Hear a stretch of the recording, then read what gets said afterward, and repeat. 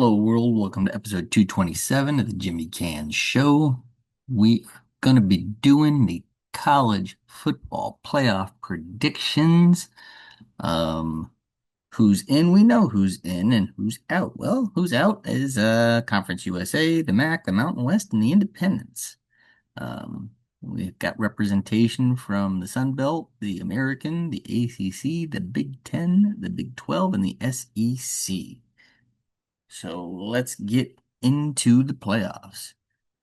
It all kicks off first round on Friday, the 19th of December at 8 o'clock on ABC, ESPN Football from Oklahoma Memorial Stadium in Norman, Oklahoma.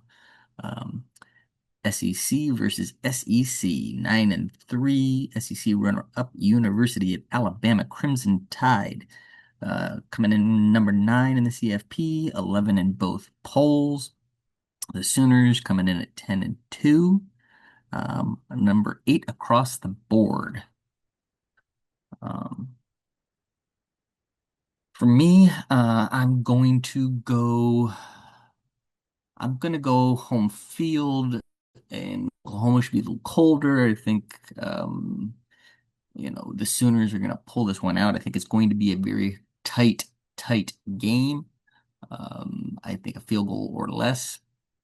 Rodney is in agreement on the Sooners in this one as well. Next up at Kyle Field in College Station, Texas. Again, ABC, ESPN Football, Saturday, the 20th of December at noon. You got from the ACC at 10-2, the University of Miami Hurricanes, number 10 across the board, facing the SEC's 11-1 Texas A&M University Aggies, number 7 across the board. Rodney is thinking Texas A&M in this one. And I think I am in agreement on this one. I think this is again another very close, highly contested game, field goal or less. Uh, I just think the home field will play a factor in this one. And I'll be honest, Beck's inconsistency. Sometimes he looks like a barn burner. Sometimes he looks like a barn fire. So that has me doubting things there a little bit. So I'm gonna go with the Aggies in this one. Next up in the first round on TNT, also on Saturday at 3:30 from Oxford, Mississippi at Vaught Hemingway Stadium. It is the American champion Tulane University Green Wave, 11-2. Actually, number 20 in the CFP, 18 in the coaches, 17 in the AP, but getting the 11th spot as a conference champion. Taking on the SEC's University of Mississippi Rebels at 11-1, number 6 across the board. I'm going to go with the Rebels in this one. Even though the coaching situation there is in turmoil, I just think there's more talent on that Ole Miss team, and I think it'll be a little too much for Tulane to overcome. I think they'll hang for a while, but Ole Miss pulls away in the end, probably at least a two-score game.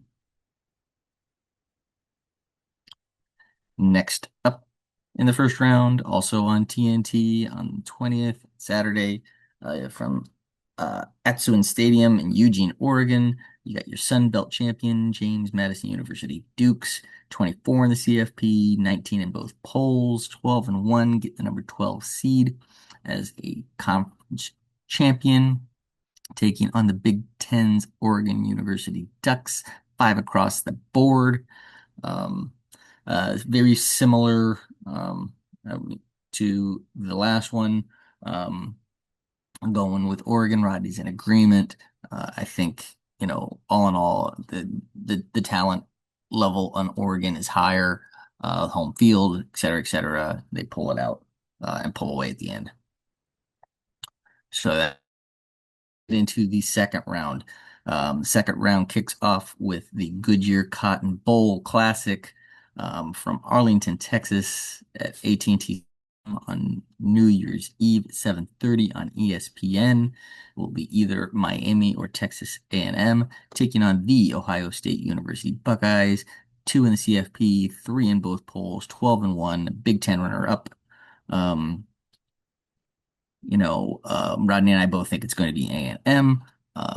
So in terms of the results of this one, I'm going Ohio State. Rodney's in agreement. I think that Big Ten championship game was a little bit of a wake-up call, similar to last year. And they're dialed back in, they're focused back in. That defense is legit. I think if Ohio State can get to 21 points. I think they can pretty much beat almost any team in the field here with the way that defense is playing. No team has scored more than 17 on Ohio State all season. And the majority, even, with a lot less than that, most teams don't get past, the 14-point threshold. So, as long as they can right the ship a little bit offensively, I think the Buckeyes are going to go uh, a long way here. Next up, Capital One Orange Bowl from Miami Gardens, Florida, Hard Rock Stadium on New Year's Day at noon. Will be either James Madison or Oregon facing the Big 12 champion, 12 and 1 Texas Tech University Red Raiders, number 4 across the board. Um, Here is where Rodney and I differ. Rodney's going Texas Tech, and I am going Oregon. So we'll see which way this thing shakes out for us here. I think this will be a close matchup, but I just think overall Oregon's got little bit stronger team. Next up, the Rose Bowl game presented by Prudential will be either Alabama or Oklahoma taking on the Big Ten champion, Indiana University Hoosiers, one across the board. Again, New Year's Day, 4 o'clock. Rose Bowl in Pasadena. Rodney and I both think it's going to be Oklahoma. And then I think all in all, I'm going Indiana, and Rodney is in agreement. Again, I think this will be a close game. I think Indiana can squeak this one out, and then we'll see where it goes from there. Next up, the All-State Sugar Bowl in New Orleans, Louisiana at the Caesars Superdome, 8 p.m. on New Year's evening on ESPN. Either Tulane or Ole Miss will be taking on your SEC champion, University of Georgia Bulldogs, 12 and 1, 3 in the CFP, 2 in both polls. And Rodney and I are both in agreement on this one. We are both going Georgia. Next up, the Verbo Fiesta Bowl in the semifinals.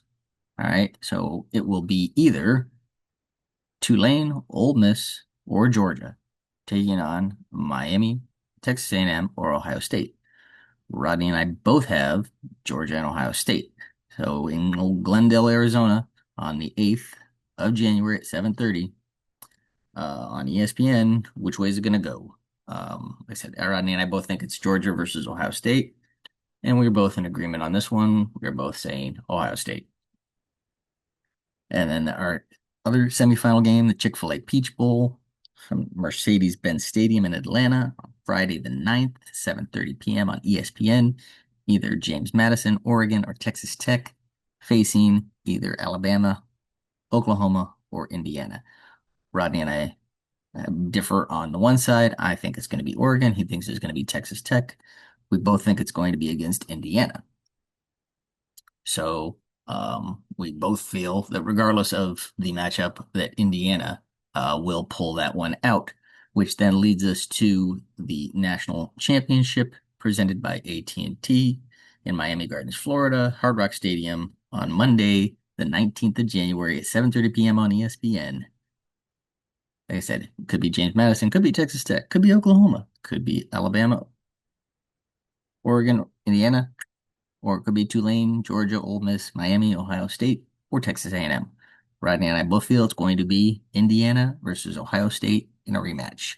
It was a 3-point game the last time, and this time around, Rodney and I are both in agreement on this one as well. We both think revenge is sweet. We are both going with Ohio State to repeat and become back-to-back national champions. There you have that. In terms of, the playoffs overall, this is a weird year.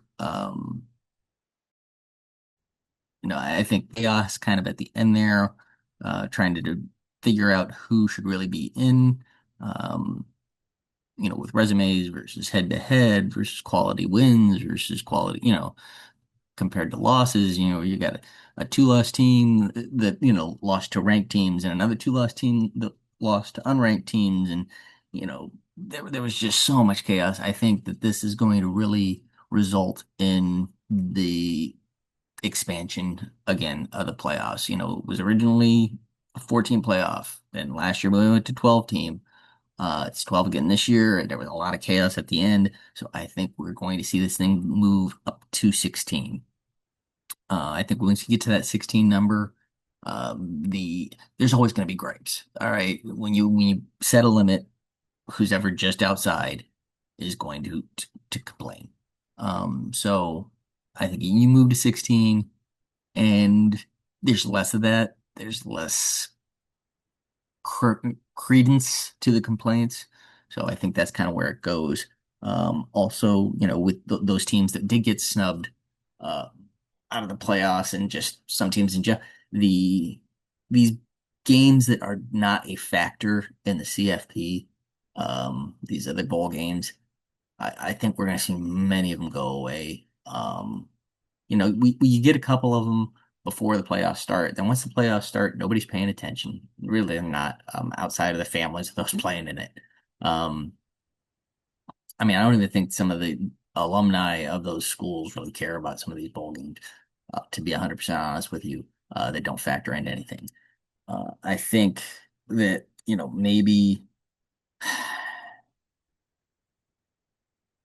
maybe utilize those bowl games um, as a way um, for potential play-in scenario for the teams that are playing in conference championships. All right, that have the possibility of getting in or maybe even getting knocked out by playing in that conference championship game.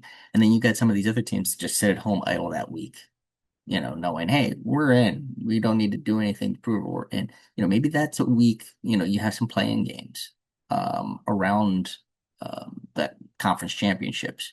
Utilize some of these other neutral site bowl games to be a play-in. Like, how cool would it have been to have seen, a Notre Dame Miami rematch during conference championship weekend, or um, Texas versus um, Notre Dame, or something like that. I'm just throwing different ones out there. Those some of those bubble teams, um, you know, Ole Miss not having their coach anymore. Maybe Ole Miss plays against Texas, something like that. I don't know. I'm just throwing out ideas there. At a neutral site, some of these lesser bowl games, that's where, you rather than playing these bowl games with, subpar teams, so to speak, that don't even have their heart in it. A lot of players opt out and everything like that. I think if you make something on the line there, it's okay. So yeah, Ole Miss, you were sitting here now, but now Texas has made a good case. So Ole Miss is going to play Texas, and the winner gets in the playoffs. Boom. You do something like that, and if you do the playoff, the playing games, you leave it at 12, and then there's less of this, back and forth and who deserves to be in or not. So you can leave it at 12 rather than expand it to 16, but you have those playing games more or less during conference championship week. Or, maybe you wait, um, and you have those playing games this weekend because, the games don't start for a couple more days. And usually the only thing that this coming weekend is the Army Navy game. So if you have some of these other games that weekend, it gives, more people things to watch, and everything, and then you can kind of take it from there. So it's just my 2 cents. This is gonna do it for my calendar year shows in the year 2025. Hope everyone has a great holiday. Take care of one another. Give it a like, share, subscribe. And as always, I'll see you when I see you.